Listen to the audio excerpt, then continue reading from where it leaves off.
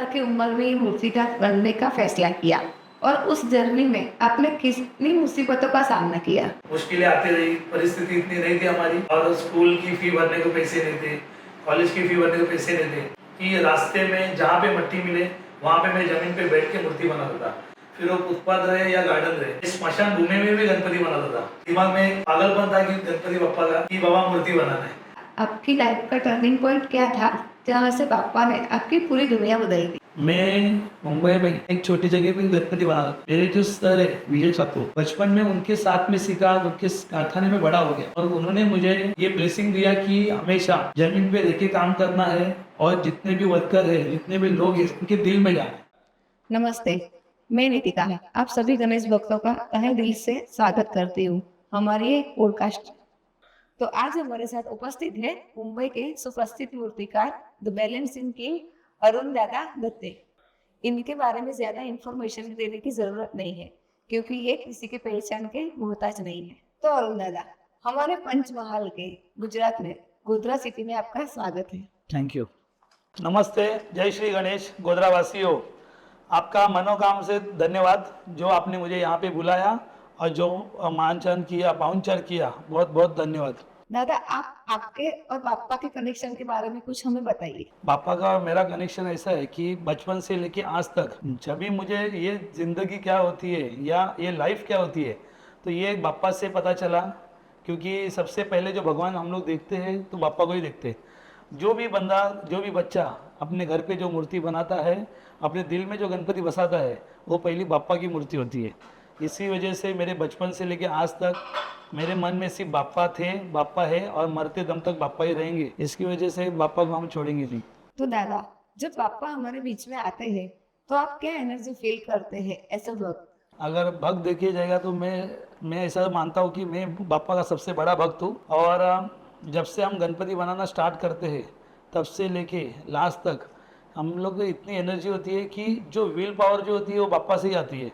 क्योंकि ये जो काम करना, ये जो 5 महीने का या 6 महीने का जो टारगेट होता है गणपति बनाना, बाहर जाके मूर्तियाँ बनानी, बहुत सारी बड़ी बड़ी मूर्तियाँ, छोटी मूर्तियाँ सब बनानी, जो टारगेट होता है उसकी जो पूरी एनर्जी होती है उसके ऊपर पूरा डिपेंड होता है। क्योंकि पूरी जिम्मेदारी मेरे अकेले के ऊपर होती है। अगर एक आदमी अगर हिल जाएगा तो पूरा कारखाने के 60 से 70 वर्कर लोग पूरे हिल जाते हैं। इसकी वजह से मैं जितना हो सके बापा की भक्ति करता हूँ और ख़ुद को स्ट्रांग रखने की कोशिश करता हूँ।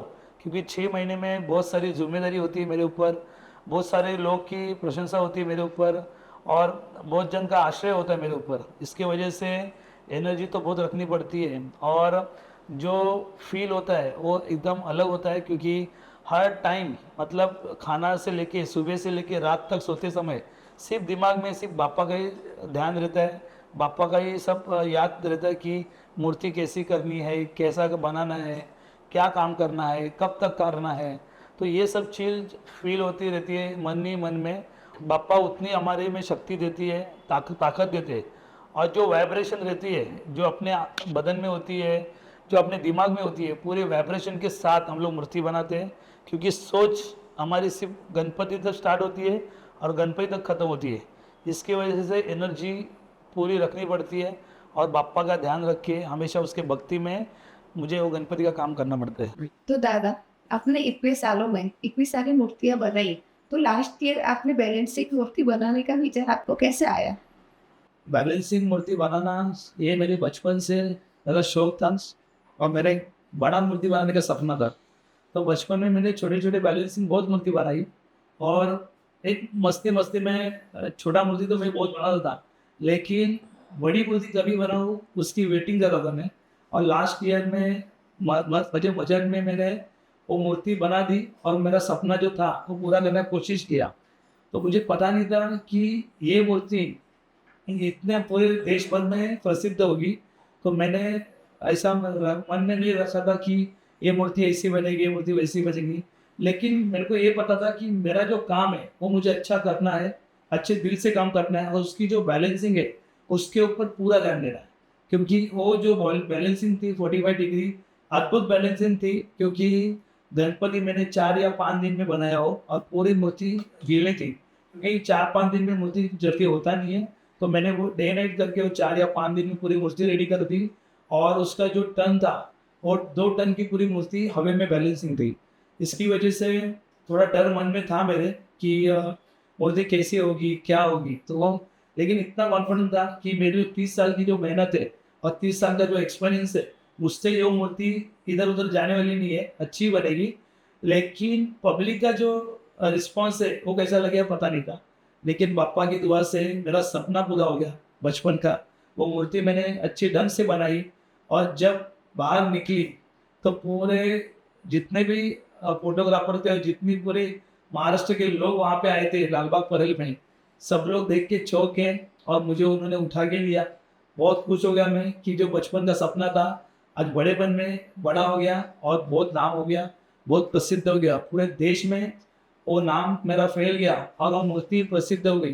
तो मुझे इससे अच्छा लग रहा है कि जो मेरा सपना बचपन में देखा था वो बड़ेपन में अच्छा पूरा हो गया। तो मैं वही कोशिश करूंगा कि इसके आगे भी और अच्छी अच्छी मूर्तियाँ बनाता बनाता रहूंगा। और अभी जितने भी मूर्ति मैंने बाहर बनाई हुई है तो बहुत सारी बैलेंसिंग मूर्ति है। और ये साल 2026 में आने वाले उसमें भी मेरे कारखाने में वर्कशॉप पे बहुत सारी ऐसी मूर्तियाँ हैं। ये अद्भुत बैलेंसिंग है, जैसे आपने बैलेंसिंग देखा ये साल अद्भुत बैलेंसिंग भी है। तो आपको जरूर देखना चाहिए और मैं ट्राई करूंगा कि गए साल से और कुछ अच्छा मूर्ति बनाए, अच्छा बैलेंसिंग बनाए और दुनिया को और अच्छा प्यार दो और खुश रहे, बस वही कोशिश करूँगा भाई। तो दादा, ये मुंबई से लेकर गुजरात तक की जर्नी आपकी कैसी रही? मुंबई से लेकर गुजरात की जर्नी ऐसी थी कि जब हिमालय बाहर उसकी टीम जब पहली बार मुंबई में मेरे ऑफिस में आए तो मुझे ऐसा लगा कि नेचुरली जो जैसा नॉर्मली मेरे पास सब भी मंडल आते हैं और आके मूर्ति बुक करते हैं, ये बताते हैं वो बताते हैं मंडल की कैसी हालत है क्या है मंडल कैसा है, हर कोई अपनी अपनी राय बताते हैं। फिर मूर्ति कैसी चाहिए डिस्कस कैसे करती है, तो वो सब होता रहा हमारे में। और उसके बाद में उन्होंने मूर्ति नक्की की सोच समझ के कि दादा से बैलेंस ही मूर्ति करवाएंगे। फिर हमारा ट्यूनिंग जब गया और बहुत अच्छा लगा कि यार चलो गोदा में कुछ नया है, तो पहली बार जा रहा हूँ मैं, तो कभी किया नहीं तो आप लोग आप बोल देंगे क्योंकि मैं दूध ज़्यादा किसको आप बोलता नहीं है फिलहाल। लेकिन इनका जो प्यार है और इनसे जो बातें हैं वो बातें की वजह से मैं इनको हाँ बोल दिया कि चलो करेंगे मूर्ति गोधरा में लगी और एक ही मूर्ति है बैलेंसिंग है तो ठीक है जाके करके आ जाएगी, ऐसा कोई इशू नहीं है। और फिर वहाँ से जर्नी चालू हो गई और उसके बाद आहिस्ते आहिस्ते हिमालय भाई हमेशा कॉन्टैक्ट में रहे मेरे। और जितना ट्रस्ट उन्होंने मुझ पर किया बहुत अच्छा लगा क्योंकि हर बाजू में जहाँ पे मैं गणपति बनाने जाता हूँ तो पहले हम लोग 90 तक का पेमेंट वहाँ से ले लेते, लेकिन ये बंदे अलग थे, इन्होंने पहला बिना बोले जो मेरा अकाउंट में पेमेंट किया तो मुझे अच्छा लगा कि बाबा चलो बिना बोले कोई एक ट्रस्ट एक विश्वास के ऊपर हम पे पैसा डाल रहे हैं और उनकी आशा है कि दादा ने यहाँ पे आना चाहिए तो चलो इनके लिए कुछ अलग करेंगे। इनकी जो इनके दिल में जो सोच है कि गणपति ऐसा होना चाहिए वैसा, तो मेरा ऐसा लगा कि उससे कुछ अलग बने मूर्ति, इनके सोच से मेरे सोच से अलग बने। और गोधरा में जो अपनी छाप है उधर भी बनाए जैसे महाराष्ट्र में छाप है, तो और महाराष्ट्र की जो झलक है मुंबई की जो झलक है वो यहाँ पे गोधरा में दिखाए। तो जो वहाँ पे जो रनिंग था वहाँ से लेकर मुंबई से लेकर गोधरा तक तो बहुत उन्होंने अच्छा प्यार दिखाया फ़ोन पे। और यहाँ पे जिस दिन आया तो आप सभी ने जो हमारा सत्कार किया, जैसे मुंबई में तो होता रहता है वो तो नेचुरली है मेरे साथ रोज ही होता है, जैसा फोटो निकालना वीडियो वो मुलाकात ये सब चलते रहता है। लेकिन गोधरा में आके इतना प्यार लोगों का देख के बहुत अच्छा लगा कि यहाँ पे भी लोग प्यार करने वाले हैं, इधर भी लोगों का प्यार दिल दिल बहुत बड़ा है, दिल में वो सबके लिए प्यार बड़ा है। तो बहुत अच्छा लगा जो फैमिली में मैं आया वो राजपूत फैमिली में बहुत अच्छी फैमिली है, तो अच्छा लगता है कि उनके साथ अच्छा बैठे खाना खाए रच किया तो वो बाकी सबके लोग हैं। तो ऐसा लगा कि कहाँ तो अच्छी जगह पे हम लोग आ गए मूर्ति बना रहे, कि ऐसा नहीं कि व्यवहार होता है कहाँ कहाँ पे जाते हैं हम लोग मूर्ति बनाने, तो चलो एक व्यवहार होता है जाना है वहाँ पे रुकना है गणपति बना के देना हमारा पैसा लेके निकल जाना है। तो यहाँ पे ऐसा कुछ भी फीलिंग नहीं हुआ पहले दिन से कि बाबा हम कहाँ पे पैसा कमाने हैं, नहीं, क्योंकि उनको पता है कि मेरे कॉस्टिंग में यहाँ की कॉस्टिंग में बहुत सारा फ़र्क है।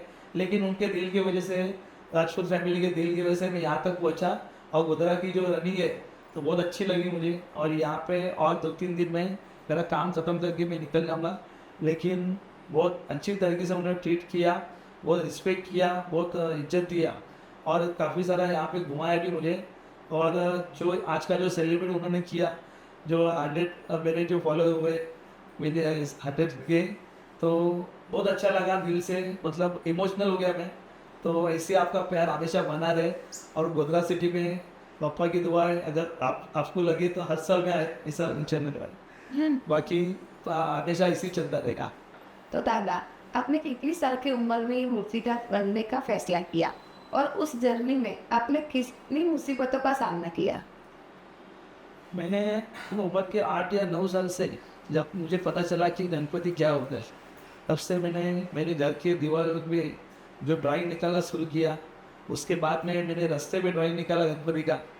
उसके बाद में आहिस्ते आहिस्ते मेरी जर्नी शुरू होगी, थोड़ा एक एक साल बीतते गया। उसके बाद में जो गार्डन की मट्टियाँ होती है, वो मट्टी में हम लोग गार्डन में गिरते गिरते एक जगह पे बैठ के वहाँ की मट्टी लेके वहाँ पे मूर्ति बनाना, फिर उसको तोड़ना, फिर बनाना, फिर तोड़ना।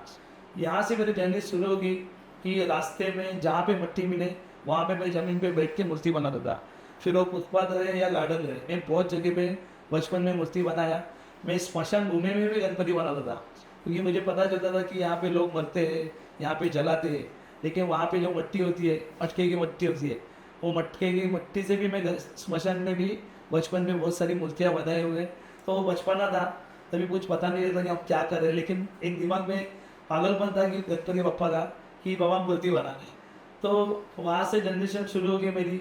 ऐसे ऐसे स्कूल पढ़ता रहा, मुश्किलें आती रही, परिस्थिति इतनी नहीं थी हमारी, बहुत हम लोग भाई छोटे लेवल पे थे, लेकिन पापा की दुआओं से ऐसे ऐसे बहुत मेहनत करते रहा। और स्कूल की फ़ी भरने के पैसे नहीं थे, कॉलेज की फ़ी भरने के पैसे नहीं थे, लेकिन मुझे एक दिन पता था कि लाइफ में कुछ तो बनूंगा मैं, या कुछ तो कर पाऊंगा। और वो सपना था कि मूर्तियाँ बनाने का, ऐसा बड़ा मूर्तिकार बनने का सपना नहीं था, लेकिन पापा की मूर्ति छोटे से लेके बड़ा बनाने की मूर्ति का सपना बहुत था कि बड़े बड़ी मूर्ति बनाएंगे। लेकिन वो खुद की बनाएंगे कि दूसरे की बनाएंगे, या खुद के वर्कशॉप पे काम करेंगे, क्या दूसरे के पास हम लोग काम करेंगे, वो पता नहीं था। लेकिन पापा ने इतनी जादू कर दी मेरी लाइफ में कि कब मेरी जनरेशन चेंज हो गई, कब मेरी लाइफ चेंज हो गई, मुझे पता नहीं चला। क्योंकि बचपन से लेके इतना इमोशनल था मैं पापा की इसमें, और पूरा पागलपन था, और इतनी मेहनत करता था। स्कूल जाके भी मैं बहुत सारी चीज़ें किए हुए, मतलब बहुत कुछ बेचा है रास्ते में। उसके बाद में जॉब की, नौकरी की, और बहुत सारी कैटरिंग में काम किया, मतलब ऐसे बहुत सारी चीज़ें मैंने काम किया, क्योंकि मुझे वो पैसे से मट्टी लाना था, मेरे को कुछ गणपति बप्पा बनाने का था। क्योंकि वो टाइम पे एक गोली का खर्चा था 80 रुपया, तो वो 80 रुपया भी मेरे पास नहीं था मट्टी का। क्योंकि तो चलो अभी 80 रुपया है, तो 80 रुपया लाने का कहाँ से, गणपति बप्पा तो बनाना है, तो फिर 80 रुपया लाने के लिए चलो दूध का थैली डालो, पेपर डालो। तो ये सब चीज़ मैंने बचपन में किए हुए हैं, और वो सब स्ट्रगल करते करते करते पैसे बढ़ते गए, फिर पैसा मिला, फिर उसका मट्टी लेके और फिर मट्टी का मूर्ति बनाओ। फिर एक एक मूर्ति में छोटी छोटी मूर्तियाँ बनाता था गणपति का, तो 1 रुपया, 1.5 रुपया, 2 रुपये में मूर्ति बेचता था मैं बचपन में। जब मैं स्कूल में था, 6वीं में था, 7वीं में था, तो वो टाइम पे लोग आते थे, 2 रुपये में लेते थे, 1 रुपये, तो अच्छा लगता था, चलो मेरी मूर्तियाँ कोई तो ले रहा है, तो कैसी भी बने, एडिटिव कैसी भी बने। उसके बाद में हमारे यहाँ पे मुंबई में एक कुमारवाड़ा करके एक एरिया है, वो एरिया में गणपति बप्पा की छोटी छोटी पंक्तियाँ बनती है जो कुम्हार लोग बनाते। तो पंक्तियाँ बनाने में मैं वहाँ पे मूर्ति बनाता था छोटा छोटा, वो पंक्ति में जो लगी होती है। तो ऐसे करके बहुत सारी ऐसे जॉब की, दूसरे के पास काम किया, झाड़ू मारी सबके कारखाने में। उसके बाद जाके बापा ने कहीं पे मेरे पे ध्यान दे के, जब विजय खातू का से सर के पास में जब गया, तभी पता चला कि बड़ी मूर्तियाँ कैसी बनती है, बड़ी मूर्तियाँ होती क्या है, उसकी बैलेंसिंग कैसी होती है, उसकी एनाटॉमी कैसी होती है, ये सब चीज़ पता चला। और उसके बाद में मेरी लाइफ पूरी चेंज हो गई, कि मुझे ऐसा पता चला कि मैं स्वर्ग में आ गया।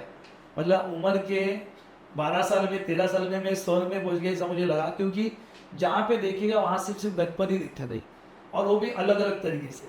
तो मुझे ऐसा लगा कि चलो अभी मैं सही जगह पे आ गया। और इसके बाद में अभी मेरे को ऐसी मूर्ति खुद के लिए बनाना है, ना पैसे कमाने के लिए, सिर्फ बनाना है। क्यों बनाना है, कहाँ बनाना है, क्यों बनाना है, वो पता नहीं था, लेकिन सिर्फ बनाना है। और मैंने ऐसे ऐसे मूर्ति बनाना स्टार्ट की विजय खातू सर के पास, आज वो हमारे में नहीं है। और उन्होंने मुझे मेरी शुरुआत की, मेरी लाइफ की शुरुआत की।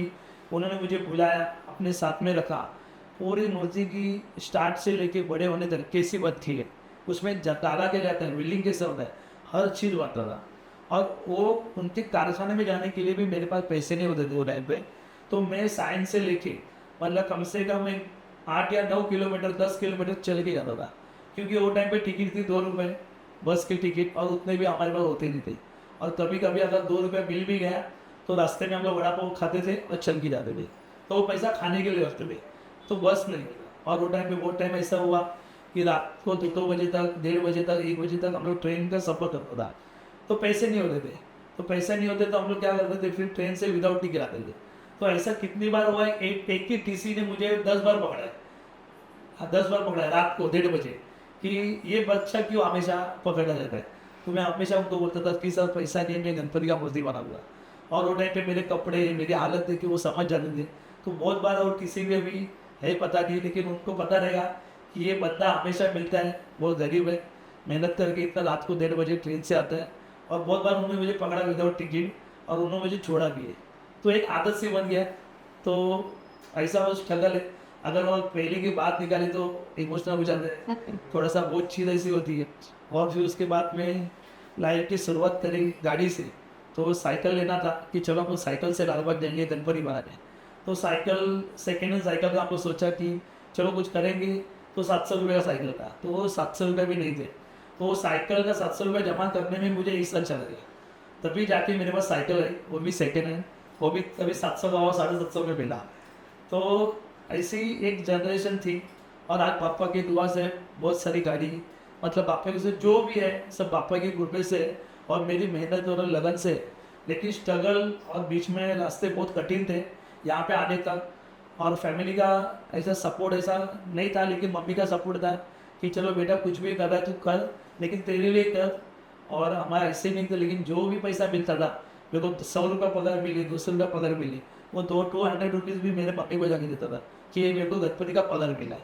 लेकिन वो 200 रुपये के लिए मैंने 18-20 साल 22 साल स्ट्रगल किया है, काम किया गणपति का।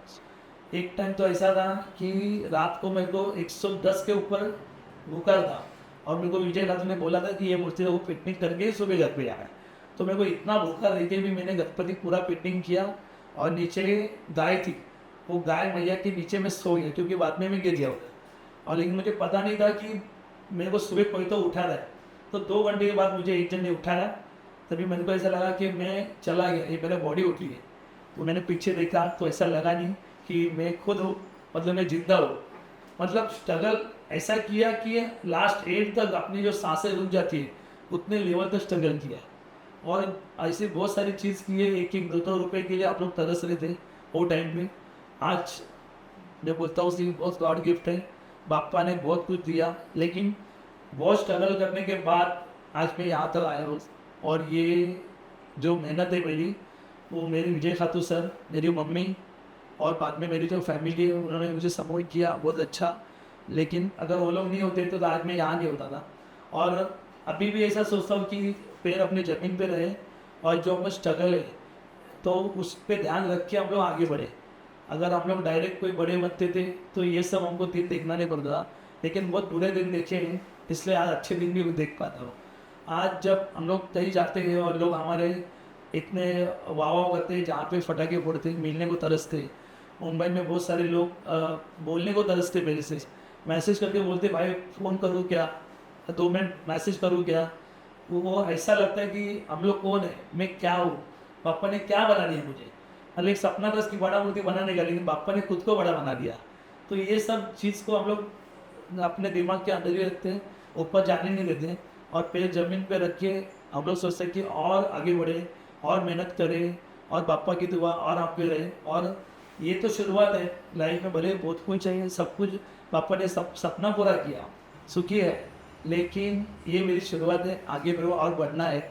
और ये सभी का प्यार ही मुझे आगे बढ़ेगा, और ये सबका साथ जो है, जो मेरे साथ में है, उनको मैं आगे लेके चलूँगा मेरे लाइफ में, मेरे जनरेशन में। जब भी तक मैं जिंदा हूँ तब तक मूर्ति बनाते रहूँगा। और जो मेरे साथ में मुझे जो सपोर्ट कर रहे हैं, जो मेरे साथ दे रहे, मेरी फैमिली, मेरे दोस्त, मेरे अभी अदर स्टेट के दोस्त, मेरे अदर स्टेट की फैमिली, अभी आज मैं यहाँ राजपूत फैमिली में आया हूँ, तो ये भी मेरी एक फैमिली है। जितना मुझे सपोर्ट करोगे लाइफ टाइम में सबके साथ में हूँ, और हमेशा मैं एक छोटा भाई मत के अपने साथ होता है। और यही मेरी स्ट्रगल है। तो ऐसा सोचता हूँ कि चलो आज के जो जनरेशन के जो बच्चे हैं, हमेशा मूर्तिकार बनने का कोशिश करता हूँ, लेकिन मेरे वर्कशॉप पे अब आएंगे तो 15 या 20 बच्चे लोग तो ऊपर से 18 के नीचे ही रहेंगे, लेकिन वो लोग काम पे नहीं आते, वो लोग को सीखने आते हैं। लेकिन मैं किसी को ना नहीं बोलता हूँ, हर किसी को भी सिखाता हूँ और सब होने का 2 पैसा भी देता हूँ, क्योंकि वो बच्चा बहुत गरीब रहते हैं। अभी ऐसे भी आज भी मेरे कारखाने में बहुत ऐसे सारे बच्चे लोग हैं जिनके पास किताब लेने के पैसे नहीं है, लेकिन वो काम कर रहे हैं। लेकिन उनकी स्ट्रगल में देखता हूँ तो उनको देख के मेरे को आंसू आ जाता है मेरे आंखों में, कि एक टाइम था कि मैं भी ऐसे झाड़ू मारता था दूसरे कारखाने में, या मट्टी उठाता था, मट्टी बना के देता था। मतलब इतना पेट दुख रहे है, तकलीफ हो रहा है, भूखा रहा है, तो भी मट्टी बनाओ। क्यों? क्योंकि सर ने बोला है कि गणपति बनाना है। बस यही कॉन्सेप्ट था कि कुछ तो करना है, तो मेहनत छोड़ी नहीं है। और आज भी दुनिया के लिए कुछ भी बस अपना नाम बने तो कुछ भी नहीं, लेकिन मैं छोटा सा मूर्तिकार हूँ और छोटा ही बनता रहूँगा, और लाइफ टाइम वही सोच के मैं आगे जाऊँगा। तो दादा, आपकी लाइफ का टर्निंग पॉइंट क्या था जहाँ से पापा ने आपकी पूरी दुनिया बदल दी? लाइफ का टर्निंग पॉइंट ऐसा था कि मैं मुंबई में एक छोटी जगह पे गणपति बना रहा था, लेकिन मेरे जो सर है विजय ठाकुर, बचपन में उनके साथ में सीखा, उनके कारखाने में बड़ा हो गया, और उन्होंने मुझे ये ब्लेसिंग दिया कि हमेशा जमीन पे रह के काम करना है, और जितने भी वर्कर है, जितने भी लोग हैं, उनके दिल में जाना है, नहीं सिर्फ गणपति बनाना है। तो गणपति बनाने से पहले, अच्छी मूर्ति बनाने से पहले अच्छा इंसान बनो, ये उन्होंने मुझे पहला सिखाया। अगर तुम अच्छा इंसान नहीं बना पाते हो तो फिर तुम अच्छा गणपति नहीं बन पाओगे। तो पहले अच्छा इंसान बनो, फिर तुम गणपति बनो। और टर्निंग की बात ऐसी हुई कि उन्होंने मुझे 2017 में, 2017 में उन्होंने मुझे इतना फोर्स किया कि अब तुझे लालबाग में आना है और मेरे साथ में गणपति बनाना है, मतलब मेरे बाजू में रहना है। तो उन्होंने इतना मुझे फोर्स किया कि तुम आओ लालबाग में गणपति बनाओ। तो मुझे ऐसा इमोशनल हो गया कि मैं बचपन से लेके उनके पास सीखा, लेकिन गुरु के साथ में कैसा गणपति बनाता, मेरा वर्कशॉप अलग, उनका वर्कशॉप अलग। तो मन में एक दाग था कि मैं क्या करूँ।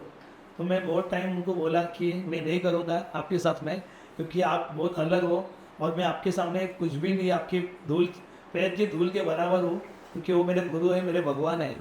लेकिन उन्होंने बोला नहीं, तुमको आना है और तुझे आना ही आना है। लेकिन पता नहीं था कि 2017 में विजय खातू ऑफ हो जाएंगे, ये दुनिया छोड़ के अपने स्वर्गवास भी जाएंगे। लेकिन मुझे ऐसा लगता है कि वो जाने से पहले मुझे गॉड गिफ्ट दे के गए, एक गुरु का एक शिष्य को कुछ देना होता है, वो दे के चले गए। तो 2017 में उन्होंने मुझे इतना फोर्स किया कि 15-15 दिन उन्होंने लगातार फ़ोन किया।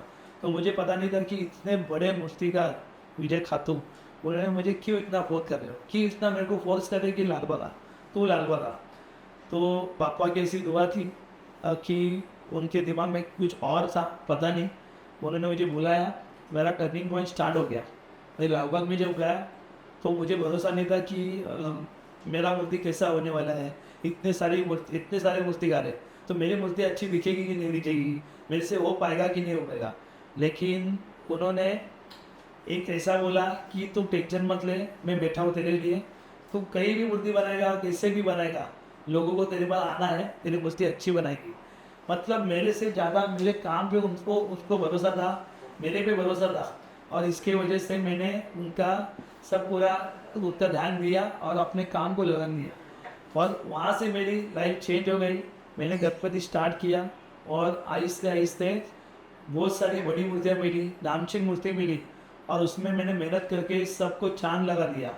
और वो मूर्ति इतनी फेमस हो गई, हर गली गली में मूर्ति फेमस हो गई। और आज जितने भी मंडल है वो सब प्यार से मेरे पास आते हैं, एक रिलेशन है, एक बॉन्डिंग है, और उनको ऐसे बोलते कि तुम्हारे वजह से हम लोग फेमस हो गए। लेकिन ऐसा कुछ नहीं है, मेरे वजह से कोई फेमस नहीं हुआ है। जो भी करता है, जो जादू करता है, वो आपका करता है। लेकिन मैं गुरु को अभी भी मिस करता हूँ कि उन्होंने मेरा लाइफ का टर्निंग पॉइंट पूरा बदली किया। और तब से लेके आज तक ये 9 साल तक, 9 या 10 साल में मेरा पूरा टर्निंग लाइफ चेंज हो गया। और जितने भी मेरे सपने अधूरे थे वो आहिस्ते आहिस्ते सब पूरे हो गए।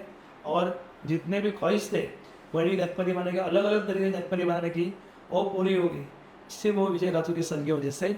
और मेरी फैमिली ने जो मुझे सपोर्ट किया, मेरी शादी के बाद मेरे वाइफ ने जो मेरे को सपोर्ट किया कि घर पे कोई है ही नहीं, लेकिन तो भी तुम करो, हम लोग देख लेंगे, कुछ भी खा लेंगे, कोई टेंशन नहीं है, लेकिन तुम गणपति बनाओ। इतने साल तो ऐसा हुआ कि गणपति होने के बाद भी हाथ में कुछ पैसा नहीं बचा। ऐसे भी हुआ है कि हम लोग सोना बेच के कारागिरों का पेमेंट दिया हुआ है। तो एक ऐसा भी टर्निंग पॉइंट हुआ है। और आज का तरीका इससे भी है कि गणपति नवरात्रि होने के बाद भी कोई कारीगर को एक्स्ट्रा पैसा लगूंगा तो भी मैं मेरे जेब से डाल लेता हूँ। क्यों? क्योंकि वो बदला मुझे नेक्स्ट ईयर फिर चाहिए। तो ये होगी इंसानियत। जब तक खुद का अपन बैकग्राउंड फिट नहीं करते तो हम लोग आगे को किसको बोल नहीं सकते कि मैं तेरे लिए कुछ कर पाऊँगा। लेकिन पापा ने इतने सालों में कुछ तो इतना मजबूत बना दिया, तो तूफान कैसा भी आएगा तो भी लाइफ मेरी हिलेगी नहीं। लाइफ में बहुत ऐसे लोग भी आए कि जिन्होंने साथ छोड़ दिया, आधे रास्ते में चांस और छोड़ दिया। इतने विश्वास रख के भी बहुत जन के ऊपर मैंने विश्वास रखा, उन्होंने भरोसा तोड़ दिया, बहुत जन ने सपोर्ट तोड़ दिया, धोखा दिया। मतलब ऐसे भी लोग हैं कि आधे अधूरे में छोड़ के चले गए, क्योंकि हम लोग सोचते कि चलो ये बंदा मेरे साथ में हमेशा साथ में रहेगा, मेरे कले के साथ में रहेगा, तो हमेशा हम लोग दोनों मिल के आगे जाएंगे, तो इसको भी मेरे साथ में इसको भी बड़ा करूँगा। लेकिन पापा की दुआ और थी, गलत अपनी मेरा लाइफ से जल्दी निकल जाते। और अच्छे लोग कितना भी मैं गाली दूंगा तो भी मेरे साथ में रहते, क्योंकि वो मेरे लाइफ टाइम मेरे साथ में है। ऐसे तो टर्निंग पॉइंट तो बहुत हो गया। और आज जितने भी लोग चले गए, जो साथ देने वाले अभी भी है, और जो चले गए वो आज भी पछताए देखे कि भाई आप लोग ये मंदिर को क्यों छोड़ दिया और क्या कारण से छोड़ा। क्योंकि कुछ काम अलग होता है, व्यवहार अलग होता है, किसको व्यवहार पसंद नहीं आता है, किसको काम पसंद नहीं आता है। लेकिन जो लोग हैं मेरे साथ में वही मेरी अभी लाइफ है और वही मेरे टर्निंग पॉइंट है। इसके वजह से टर्निंग तो बहुत हो गया, लाइफ बहुत चेंज हो गई। तो अभी जिधर भी हूँ मैं बहुत सुखी हूँ। और मुझे ऐसा लगता है ये गणपति बप्पा के जितने भी मूर्तिकार हैं उसमें मैं बहुत भाग्यवान समझता हूँ कि मुझे विजय खातू सर के साथ काम करके चांस मिला, उन्होंने मुझे बड़ा किया, उनका आशीर्वाद है। और उनके वजह से आज मैं इधर तक आया कि लोग मेरे साथ फोटो खींचते, सेल्फी निकालते, सिर्फ उनकी वजह से। नहीं तो मुझे पता नहीं था कि मेरी लाइफ इधर तक भी आ गई। लेकिन पूरी स्टोरी मेरी चेंज हो गई की, सिर्फ बापा की दुआ से विजय रात से। दादा, जब आप गणपति बनाते हो तब आपके वर्कर कैसा वर्क करते हो और आप उनको कैसे हैंडल करते हैं? मैं जब गणपति बनाता हूँ तो मैं अकेला नहीं बनाता हूँ, क्योंकि मेरे सारे जो वर्कर है वो मेरे भाई है, मेरे दोस्त है, बाद में मेरे वर्कर है।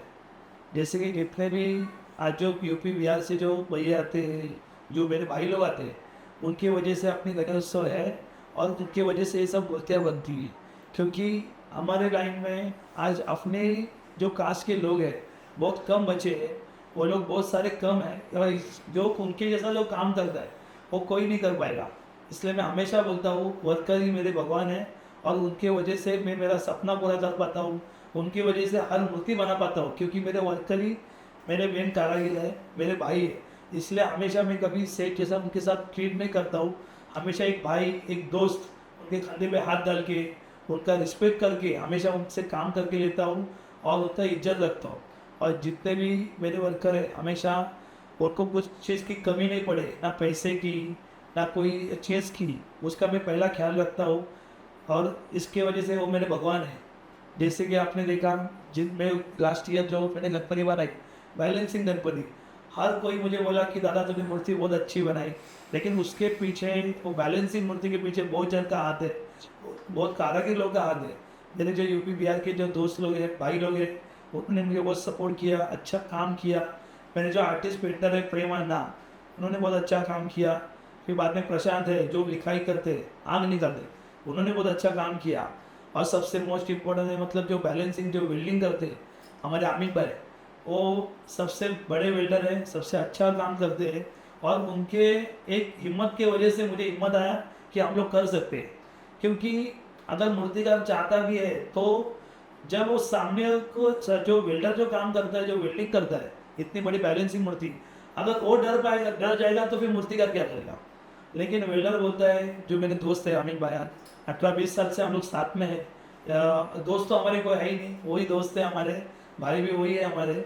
लेकिन एक भाईचारा समझ के हम लोग हंसी मजाक करके हर गणपति का डिस्कस करते हैं कि ये कैसा होना है, इसको कैसा बनाना है, ये कैसा होना चाहिए। तो बहुत सारी राय मैं उससे भी लेता हूँ, वो भी मुझे राय देता है कि नहीं अपन ऐसा करेंगे, ऐसा करेंगे, तो कुछ करना है। तो जितना मेरा हुआ है तो मैं मेरा 50% श्रेय मैं आमीन भाई को देता हूँ, क्योंकि उन्होंने बहुत सपोर्ट किया मुझे। और बचपन से लेके मतलब 20 साल पहले भी, तब से लेके आज तक उन्होंने बहुत सपोर्ट किया है। फिर वो पैसा रहे, मूर्ति रहे, दोस्तियाँ रहे, हर चीज़ में हम लोग सब शेयर किया हुआ है। मतलब कोई भी चीज़ खाने से लेके दौड़ने तक, भागने तक, घूमने तक, हर चीज़ हमने शेयर किया है। और हर काम हम जहाँ जहाँ जाते हैं एंजॉय करके काम करते हैं। ऐसे नहीं कि चलो काम को सीरियस लेना है, लेकिन काम के समय काम करते हैं।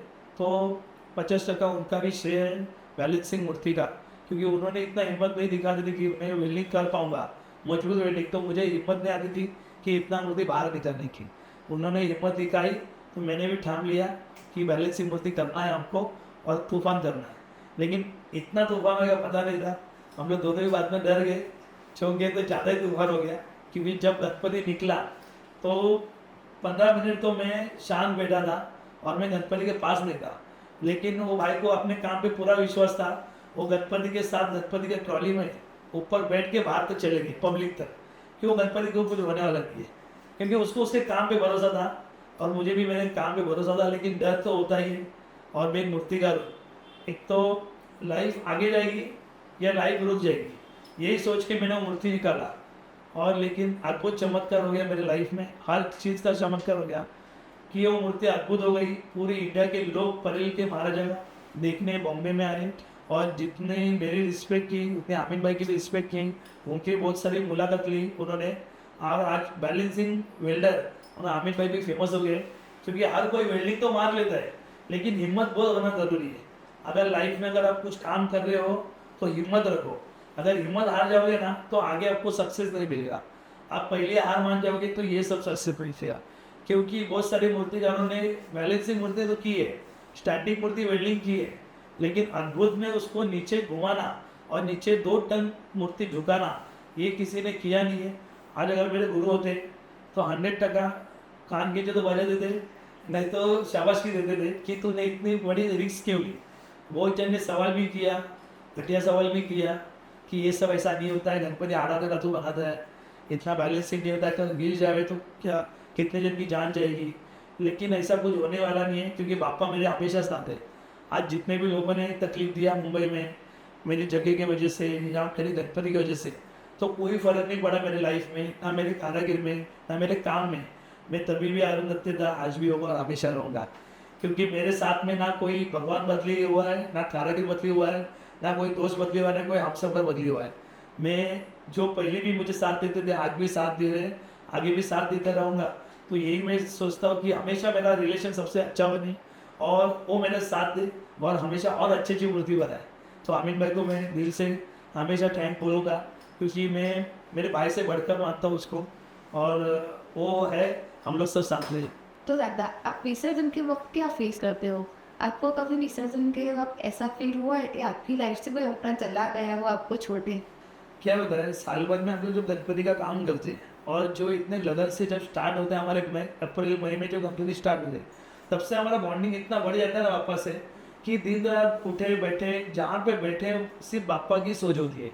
तो इतने टाइम ऐसा होता है कि बातें भी करते तो सिर्फ बापा की करते हैं, खाते के टाइम भी खाना नहीं खाते लेकिन बापा के सोचते। तो इतना लगन हो जाता है बापा से, और इमोशनल ऐसा होता है कि अगर कोई सॉन्ग बज जाएगा गणपति बापा का तो आंखों से पानी आ जाता है कि यार बचपन में ये सॉन्ग सुनता था, तभी बहुत छोटा था, मेरे पास कुछ नहीं था, और वो दिन कैसा था। आज मैं मेरे अपनी कार में, बड़ी कार में बैठता हूँ, पापा का गाना सुनता हूँ तो आंखों में आंसू आ जाता है कि पापा ने कहा था और मैं कहाँ लेके आया मुझे। मतलब मैं गर्मी में धूप में चलता था, चप्पल नहीं देती थी, और आज इतने बड़ी इसी गाड़ी में हम लोग घूमते हैं, तो पापा ने कहाँ से कहाँ लेके आया। तो इतनी अटैचमेंट हो जाती है पापा के साथ। और जब विसर्जन का समय आता है तो इतने इमोशनल हो जाते हैं, आहिस्ते आहिस्ते बॉडी तो थकी हुई रहती है 5-6 महीना, लेकिन थकने के बाद भी हम लोग कभी कोई कारागिर या कोई मैं खुद हम लोग कभी बीमार नहीं गिरते। ना हमको कभी बुखार आया है, ना कभी सर्दी हुई है, ना खांसी हुआ है, तो कभी हॉस्पिटल में एडमिट हुआ, ये सब कभी नहीं हुआ मेरे लाइफ में। आज इतने साल हुआ, मैं गणपति के टाइम कभी बुखार नहीं गिरा। अगर छोटा मोटा अगर ताप भी आवे, 1 घंटा सो जाए तो ताप निकल जाता है। तो ये सब जादू है मेरे लाइफ में, सिर्फ बहुत जादू हुई है कि बीमार भी कभी गिरा नहीं। हॉस्पिटल तो बहुत दूर की बात है, सादा टेबलेट भी नहीं खाया मैंने। सिर्फ दुखता है तो शरीर, क्योंकि शरीर हिलते रहते हैं, लेकिन माइंड भी इतना शार्प है या इतना स्टेट रहता है कि वो ट्रेस में गणपति बापा सब निकाल लेते हैं। और बापा से इतनी लगन हो जाती है, जब विसर्जन होता है तो हम लोग हमारा काम धंधा सब छोड़ के, मैं, आमिन भाई, मेरे दोस्त लोग वो पापा के साथ हम लोग विसर्जन तक जाते हैं, और जब विसर्जन का टाइम आता है तो हम लोग वहाँ से रिटर्न आ जाते हैं, और पानी में जाते से देखते नहीं है, क्योंकि जो मूर्ति हम लोग दिल से इतनी बनाते हैं वो विसर्जन तो करना ही पड़ेगा, क्योंकि नेक्स्ट ईयर फिर नया मूर्ति बनाना है, अगले साल पापा की वो राह देखना है हमको, तो विसर्जन तो करना ही पड़ेगा। लेकिन विसर्जन का जो क्रेज़ होता है, जो पागलपन होती है वो बहुत अलग होती है, और ऐसा लगता है कि बापा क्यों जा रहे हैं, हमें छोड़ के जा रहे हैं। लेकिन वो बापा फिर आने की वजह से हम लोग हमारे घर पे तो गणपति बिठा दे, उसकी पूजा करते रहते हमेशा कि अगले साल थोड़ा जल्दी आओ, और मूर्ति अच्छी अच्छी बनाने हैं, आपको बड़ी मूर्ति में देखना है, क्योंकि घर में हमारे मंदिर में छोटी मूर्ति रहती है, तो बड़ी मूर्ति और देखना है, लोगों का प्यार और लेना है और प्यार देना है, तो हर चीज़ होती है। तो ऐसा नहीं बोलता कि मेरी कला जा रही है, पापा ने कला दी हुई है, वो कभी जाने वाली नहीं है। तो लेकिन ऐसा लग रहा है कि जो बनाई हुई मूर्ति है आज वो विसर्जन हो रही है, इसके बाद में फिर वैसी मूर्ति नहीं बनेगी, हम लोग अलग मूर्ति बनाएंगे। जैसा पहलगाम महाराज विसर्जन हो गया, तो वो टाइम पे भी मैं, हमीद भाई, हमारे दोस्त, हम सब लोग स्टार्ट से लेके एंड तक हम लोग उल्टे चढ़ के चले गए। मतलब ऐसी पहली बार हुआ रहेगा मेरे लाइफ में कि मैं लालबाग से लेके गिरगांव तक उल्टा गया। मतलब उल्टा कोई चलता नहीं है, मैं उल्टा चला गया, सिर्फ गणपति सामने मैं उल्टा चल रहा हूँ।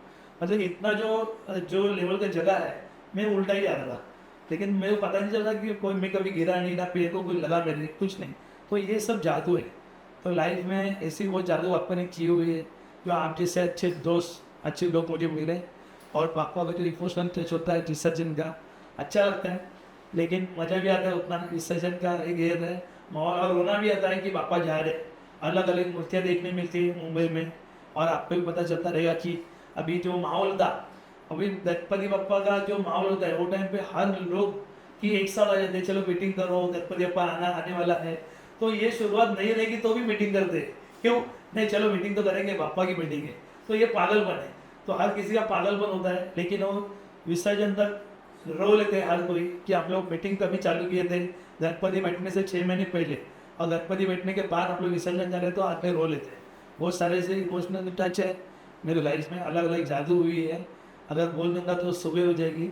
लेकिन हुआ है लाइफ में ऐसे बहुत सारे ऐसी चीज़ें, हम बोलने जाऊँगा तो लेकिन जो भी दिया पापा ने बहुत दिया, जो भी इंसान मेरी लाइफ में दिए बहुत अच्छे दिए। सिर्फ किसी की नज़र ना लगी, मैं इतना ही बोलना चाहूँगा, किसी की नज़र ना लगी, मेरे लाइफ में जो चल रहा है वैसे ही चलने दो। अच्छे लोग आने चाहिए और बुरे लोग जाने चाहिए मेरे लाइफ से, और जितने भी मेरे से बने हुए और लाइफ टाइम मेरे साथ में रहना चाहिए। तो लाइफ मेरी दुनिया अलग हो जाएगी, और सबका साथ मिल जाएगा, तो और मैं कुछ कर लूँगा लाइफ में और बड़ा होऊंगा। तो दादा, इस बार आप गोधरा में आए हो आगमचा चिंतामणि की मूर्ति बनाने के लिए, तो इस बार वो मूर्ति की वाइब कैसी होगी? और मूर्ति की वाइब्स तो एकदम अद्भुत होगी, क्योंकि जितना विश्वास मंडल ने मेरे पे दिखाया है, मेरे वर्कर पे दिखाया है, इतना जो प्यार दिया है, वो प्यार से ज़्यादा मुझे मूर्ति बना के जाना पड़ेगा यहाँ से, नहीं तो अगली बार प्यार नहीं करेंगे। तो वैब्स इतने अच्छे हैं कि जो मुंबई की फील है, अगर ऐसी नहीं बोलता कि यहाँ पे मुंबई की मूर्ति नहीं बनती है, गोधरा में हर जगह भी मूर्ति बनती है, लेकिन जो मुंबई का मूर्तिकार है, मतलब मैं आया हूँ, तो मैं भाग्यवान समझता हूँ कि मैं अच्छी राजपूत फैमिली में आया हूँ, उनसे मिला हूँ और उनकी मूर्ति बना रहा हूँ, तो बहुत अच्छा लग रहा है। तो वैब्स तो बहुत अच्छे रहेंगे, और गणपति की कुछ मुंबई की अलग झलक है, बैलेंसिंग की जो झलक है, जो गए साल से जो ट्रेड बन गया बैलेंसिंग, तो बैलेंसिंग की जो झलक है ना, वो यहाँ पे मैं दिखाने वाला हूँ, और वही तरीके से हमारा काम चल रहा है। क्योंकि इतने सालों से जितनी बैलेंसिंग मूर्ति हुई है, तो इतना बैलेंसिंग का नाम ऊपर नहीं था कि बैलेंसिंग हर कोई बोलते थे कि चलो वेल्डिंग वाला मूर्ति है, बैलेंसिंग मूर्ति है, लेकिन 2.5 साल से अलग ट्रेंड निकला कि अद्भुत बैलेंसिंग, मतलब पूरे हवे में मूर्ति। तो ये जैसे मुंबई में थी वैसी यहाँ भी रहेगी, लेकिन अलग कॉन्सेप्ट है, अलग कलर है, और अद्भुत मूर्ति है। इसलिए उनका जो चिंतामणि है, गणेश गली की मूर्ति गोधरा की 2026 की, वो ये सब तूफान बनेगी, और पूरे गोधरावासियों को मूर्ति अच्छी लगेगी, ये मैं 100% लिख के देता हूँ। ये मूर्ति, ये मंडल का नाम कर जाएगी, गणेश गली का नाम कर जाएगी, पूरा गोधरा में पूरा मचल जाएगी, और पूरा गोधरा हिला देगी। और thank you so much Rajput family कि ये इतना बड़ा पॉडकास्ट करने का मुझे मौका दिया, और आपने मेरे पे भरोसा किया कि नितिका कर ही देंगी, और ये मेरा पहला पॉडकास्ट था अरुण दादा के साथ, और मुझे बहुत अच्छा लगा। आगे ही मैं ऐसा काम करूँगी, मेहनत करूँगी और खूब आगे बढ़ूँगी। Thank you so much. नमस्कार, मैं मूर्तिकार अरुण दत्ते। केम छो गुजरात वासियों। वो मेरा पहला डायलॉग था। आज ये ब्रॉडकास्ट का लास्ट दिन है और मैं यहाँ पे ब्रॉडकास्ट आज करने आया हूँ राजपूत फैमिली में। जो अपना यहाँ के गणेश गली की जो मूर्ति है गोधरा की, वो यहाँ पे बनाने आया था, तो यहाँ पे ब्रॉडकास्ट भी हो रहा है। और जो नितिका मैम है, उन्होंने मेरा ब्रॉडकास्ट लिया। बहुत सारी बधाई बधाई है उनको कि उन्होंने इतनी फर्स्ट टाइम उन्होंने जो मेरी इंटरव्यू ली, बहुत अच्छा लगा, बहुत अच्छा एक्सपीरियंस था। और पापा की दुआ है आप आगे और बढ़ो, आप ऐसे ही ब्रॉडकास्ट करते रहिए, अपनी लाइफ का सपना पूरा करते रहिए और हमेशा स्ट्रगल करते रहिए। और राजपूत फैमिली ने जो हिमालय भाई ने आपको जो सपोर्ट किया हुआ है, हमेशा उसका सुविधा रहे कि इतने सारे लोग में, इतने गोधरा में जितने यूट्यूबर है, जितने ब्रॉडकास्ट वाले हैं, उनमें आपको सिलेक्ट किया, तो आप उनके शुक्रगुजार रहेंगे। और हमेशा पापा की दुआ ये है कि आप हमेशा बढ़ते रहो, आपकी फैमिली को आपके बहुत अच्छा आशीर्वाद मिलेगा पापा को। आप हमेशा पापा का वीडियो बनाते रहो, ब्रॉडकास्ट करते रहो और आपकी लाइफ आगे बढ़ाते रहो। God bless you. Ganpati Bappa Morya. जय गणेश। दोस्तों, ये पहला ब्रॉडकास्ट है हमारा और ये गोधरा में बना हुआ है। तो ये ब्रॉडकास्ट को आप अच्छा लाइक करिए, शेयर करिए, सब्सक्राइब करिए और ज़रूर हमें बताइए कि ये ब्रॉडकास्ट कैसा बना। और जो गणेश गली का जो गणपति है, उसका जो ब्रॉडकास्ट का जो मैं मूर्तिकार हूँ अरुण दत्ते, जो मुंबई से यहाँ पे आके मूर्ति बना के आज ब्रॉडकास्ट हुआ है, तो कैसा लगा और आप कमेंट में ज़रूर बताइए और सब्सक्राइब करिए और लाइक करिए और शेयर करिए। जय गणेश।